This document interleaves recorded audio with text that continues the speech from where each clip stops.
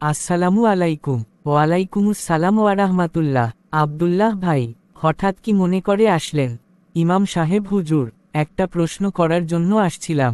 কয়েকদিন ধরে আমার মনে ঘুরপাক খাচ্ছে উক্ত প্রশ্নটি। আমার প্রশ্নটি হলো, সবার কাছে শুনছি আগামীকাল শবে বরাত। আসলে শবে বরাত কি? এইটা কিভাবে পালন করব, আর পালন করলে লাভ কি? শবে বরাত অর্থ হচ্ছে বরকতের রাত।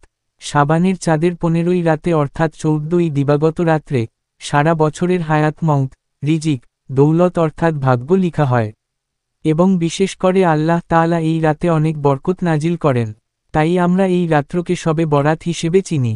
হজরত নবী করিম সাল্লাল্লাহু আলাইহি ওয়াসাল্লাম প্রিয় উম্মতগণকে উপদেশ দিয়ে গিয়েছেন, শাবানের চাঁদের 15ই রাতে তোমরা জাগরিত থাকিয়া আল্লাহ তাআলার ইবাদত বন্দেগী করিও এবং দিনের বেলায় রোজা রাখিও।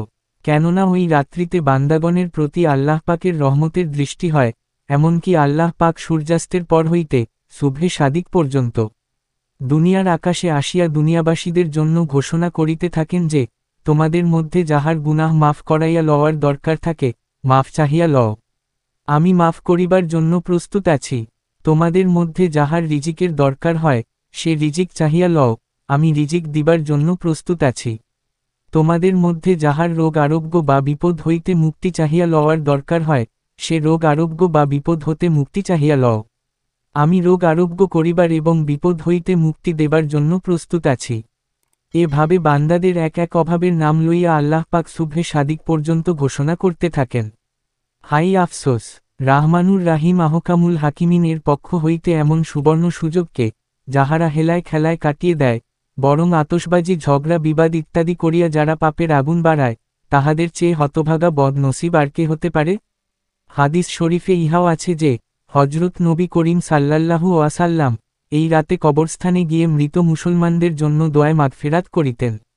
কাজেই ঈদ রাত্রিতে যদি কিছু দান খায়রাত করিয়া বা কিছু নফল নামাজ বা কালেমায় কালাম পড়িয়া মৃত ব্যক্তিদের বকশিশ করিয়া দেওয়া হয় এবং তাদের মুক্তি ও মাগফিরাতের দোয়া করা হয়, তবে তা অতি উত্তম।